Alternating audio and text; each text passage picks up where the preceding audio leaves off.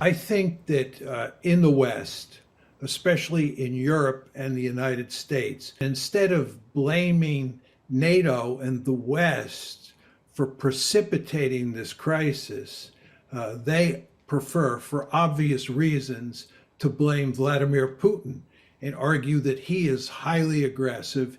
He's interested in recreating the Soviet Union or recreating a greater Russia.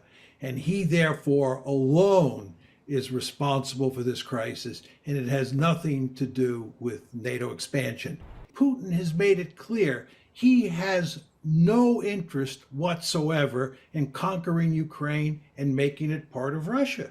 Since the decision was made in April 2008 to make Ukraine a part of NATO, Putin and his advisors have been saying repeatedly that making Ukraine a Western bulwark on Russia's border by bringing it into NATO, bringing it into Yeah. EU, and making it a liberal democracy that was pro American was categorically unacceptable to Moscow.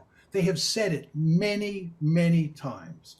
And the Americans can choose not to believe it, but it is a fact, in my opinion, and it is the principal reason we now have this war. If you look at the Western Hemisphere, the United States has a Monroe Doctrine.